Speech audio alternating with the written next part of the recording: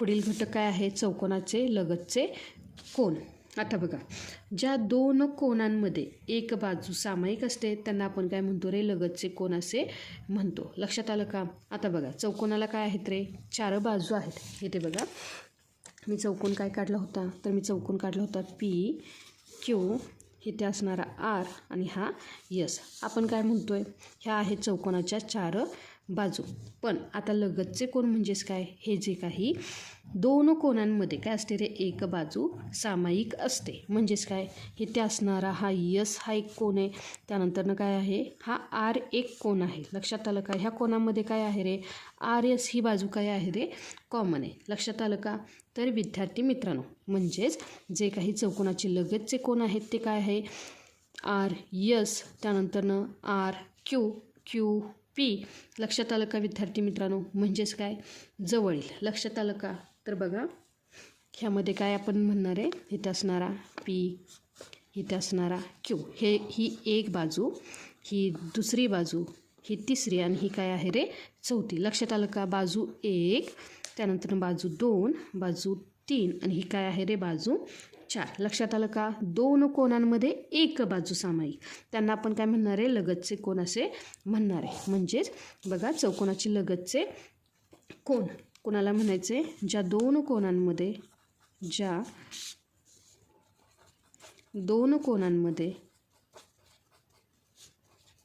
एक बाजू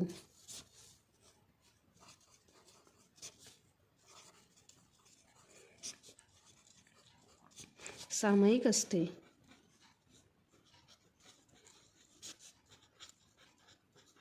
त्यांना लगतचे कोन म्हणतात.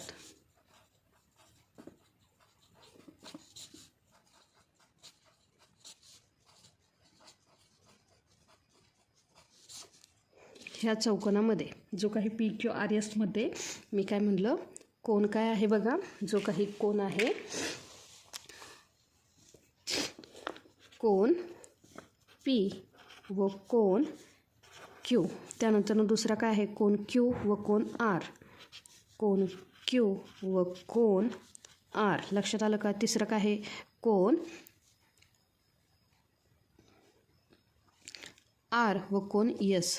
कोन R व कोन S. त्यानंतर काय आहे? कोन कोन S व कोन P.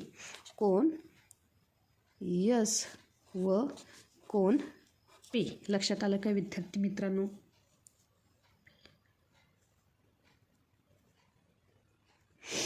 त्यानंतर पाहायचं आहे चौकोनाचे सम्मुख, म्हणजे समोरासमोरील कोन. लक्षात आलं का विद्यार्थी मित्रांनो? आता बघा, समोरील कोन म्हणजेच काय? जे काही दोन कोन आहेत यामध्ये एकही बाजू सामायिक नसते त्यांना सम्मुख कोन म्हणतात. म्हणजे जे काही तिरप्या रेषेत समोरासमोरील असलेले कोन. आता तिरपी रेष म्हणजेच काय? की बघा, समोरासमोरील कोन काय आहेत रे? समोरासमोरील म्हणजेच काय? इथे असणारा PR हा काय आहे? समोरासमोरील कोन. त्यासोबतच SQ हा काय आहे? समोरासमोरील कोन. लक्षात आलं का? तर जे काही चौकोनाचे सम्मुख म्हणजे समोरासमोरील कोन म्हणजेच काय? ज्या दोन कोनांमध्ये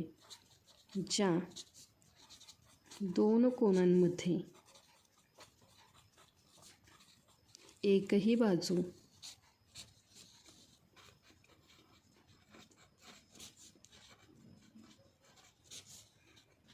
सामायिक नसते त्यांना सम्मुख कोन म्हणतात.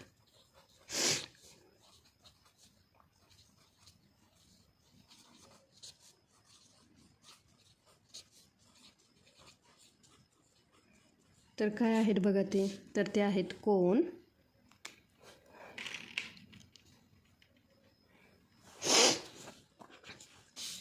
P व कोन R. कोन P व कोन R. आणि दुसरं काय आहे? कोन Q व कोन S. लक्षात आलं का विद्यार्थी मित्रांनो? हे काय आहेत रे? चौकोनाचे समोरासमोरील कोन. त्यानंतर आता काय आहे बघा? चौकोनाचा कर्ण म्हणजेच काय? ही चौकोनाचे जे काही शिरोबिंदू, इथं जर पाहिलं, हे जे काही चौकोनाचे शिरोबिंदू आहेत ह्या शिरोबिंदूला जोडणाऱ्या रेषेला काय म्हणतात रे? कर्ण असे म्हणतात. मी काय केलं, हे जर शिरोबिंदू जोडले तर ह्या शिरोबिंदूला जोडणारी जी काही रेष आहे ह्या रेषेला काय म्हणायचं? कर्ण असे म्हणतात. आणि चौकोनाला काय असतात रे? 2 कर्ण असतात. ह्यामध्ये रेघ PR आणि रेघ QS किंवा SQ हे 2 कर्ण आहेत. लक्षात आलं का विद्यार्थी मित्रांनो? तर चौकोनाचा कर्ण म्हणजेच काय बघा, चौकोनाचे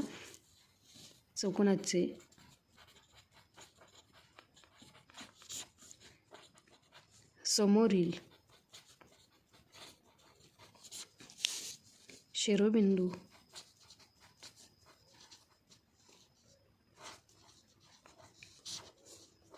जोडणाऱ्या रेषेला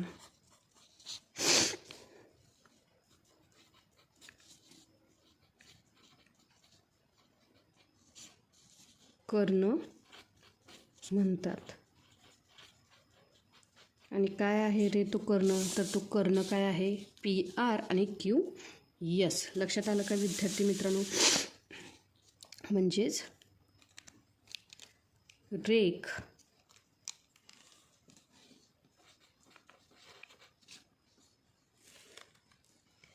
PR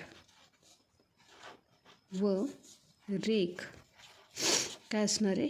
QS हे काय आहेत रे? चौकोनाचे 2 कर्ण आहेत. लक्षात आलं का? आणि चौकोनाच्या 4ही जे काही कोन आहेत, चौकोनाचे 4ही कोन आहेत. ह्या 4ही कोनांच्या मापांची बेरीज किती असते रे? 360 अंश असते. इथे काय येणार आहे बघा,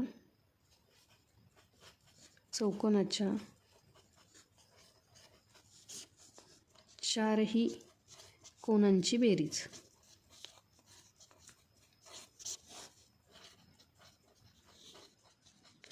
360 अंश असते. लक्षात आलं का विद्यार्थी मित्रांनो? त्यानंतर पुढील घटक बहुभुजाकृती. तर विद्यार्थी मित्रांनो, फक्त चौकोनच नाही तर 3 किंवा 3 पेक्षा जास्त बाजू असलेल्या बंदिस्त आकृतीला काय म्हणायचं रे? बहुभुजाकृती. लक्षात आलं का? काय म्हणायचं बघा, बहुभुजाकृती कशाला म्हणायचं? 3 किंवा 3 पेक्षा जास्त बाजू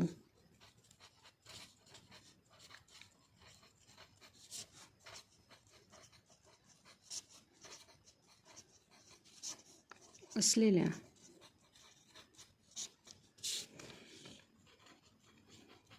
बंदिस्त आकृतीला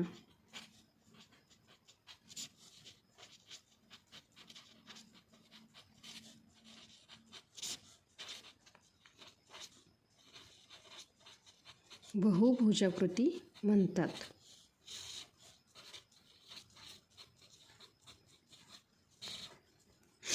तर विद्यार्थी मित्रांनो बघा, जर मी पहिली आकृती घेतली म्हणजेच काय की ज्याला काय आहेत रे? 3 बाजू आहेत.